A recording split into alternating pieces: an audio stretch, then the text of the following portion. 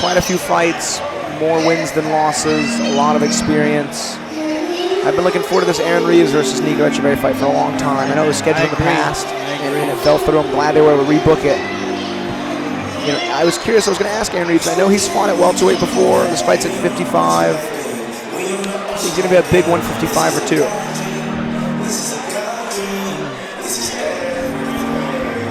So Aaron Reeves has six wins, and the finishes he does have are by TKO, and then a few decisions. But every fight that he's finished, he's won with strikes.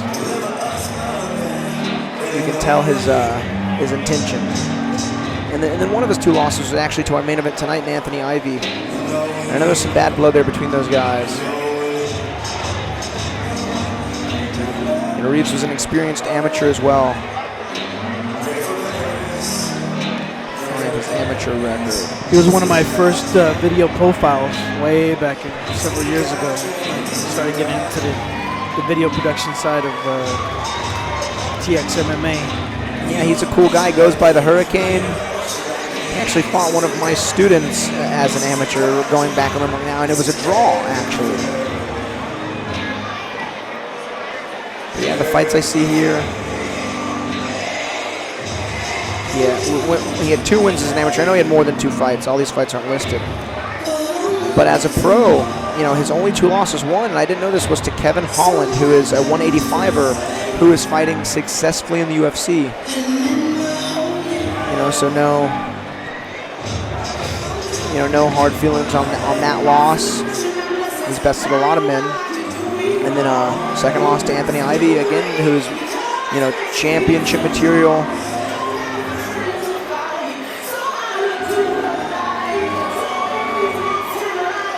In January of 2018 is when Aaron Reeves got his most recent victory, and it was a split decision win over Brandon Shavers for Legacy.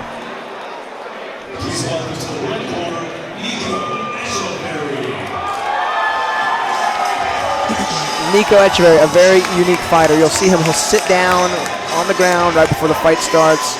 He's got cardio for days, and he's the kind of guy who shows up in his best moments or when he competes. Some guys are gym heroes, but when they go to fight, they sometimes choke. I've trained with Nico. Nico's great, but man, when he fights, he comes alive. He's also 6-2. However, there's a bit of he's on a 4-fight. Of his last 4 wins, he got 4 finishes. And one of his more recent losses was a split decision loss to a guy in Legacy, a good jiu-jitsu black belt. I actually felt Nico had won that fight. So, if that'd be the case, that'd put him on a 4 or 5 fight win streak. And he's doing well. It's going to be an excellent fight. Aaron Reeves, very experienced. Honestly, I wouldn't be surprised if there's people from bigger promotions are looking at this specific fight. Yeah, absolutely. Either of these guys going to win, that's going to put him at 7-2. That is knocking on the door of your more journeyman style record. Win amounts. Anything 10 victories and up in MMA, shows your experience. And these guys both have only 2 losses.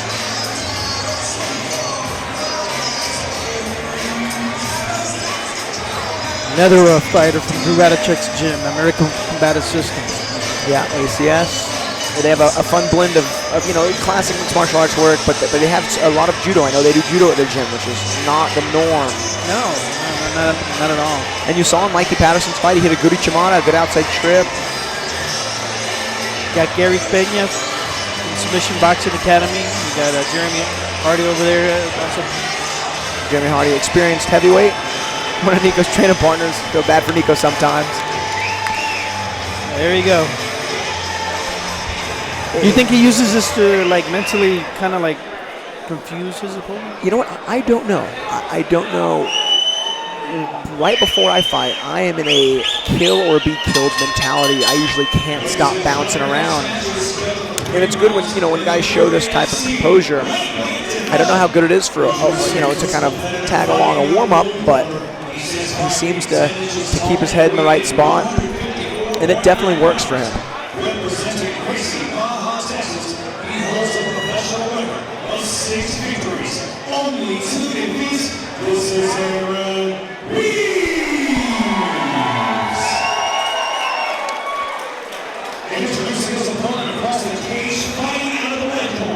He stands 5 feet 8 inches tall and weighing officially at 155.3 pounds. Representing American Combat Systems, he soon holds a professional record of 6 victories, only 2 defeats. This is Nico Echevarry.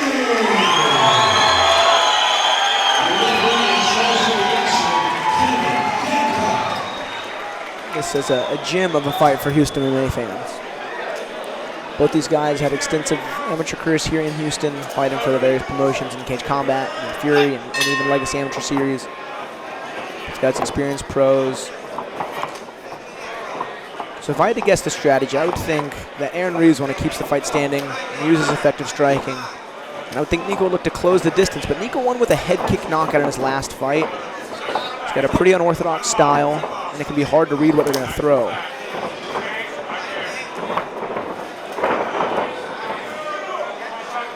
Nico looked to shoot early, and Aaron used a good front headlock to keep that distance. He's still got that chin strap, but Nico's starting to creep up on a leg. And Nico will wear guys out with pace. He'll make them wrestle and make them wrestle, and he'll never lose his pace. So this is another one of those scenarios where I think the longer the fight goes, the more Nico will hold favor. But Aaron Reeves, he's got power in his hands. I've seen him put guys out with one punch. He's a big 55er. He's got the legendary Draculino in his corner.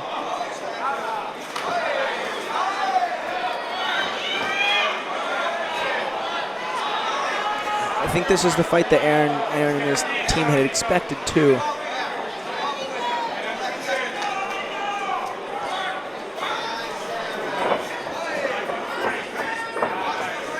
So you can see Nico did a good job timing the lift with the underhook to make sure his back was not on the cage.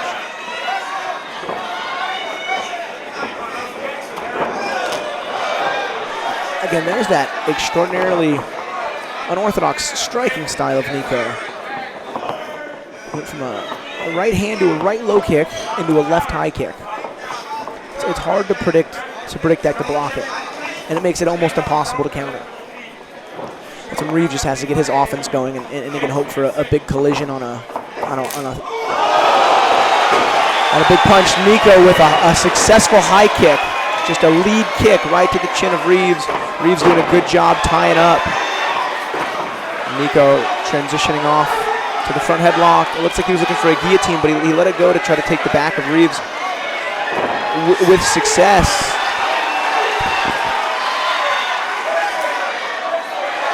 We're back to 4. Nico using heel strikes, soften up the abdomen and the inner quad there of Reeves. That forearm's under the chin. Oh, wow.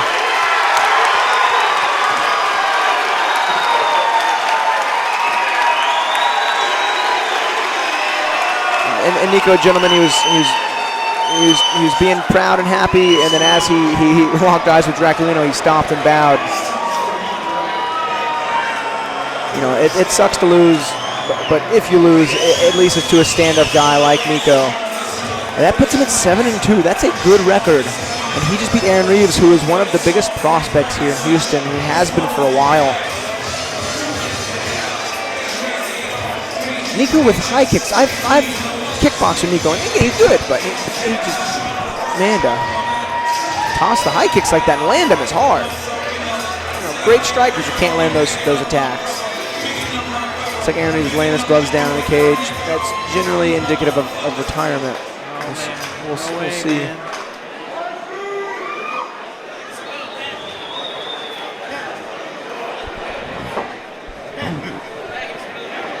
Aaron Reeves is only 29 years old.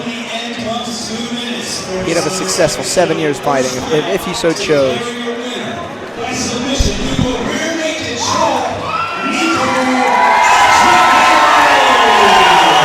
Congratulations to Nico on a win over a really tough opponent in Aaron Reeves.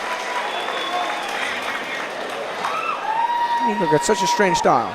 Super effective too, and he knows it. He knows it intimately. He can use it.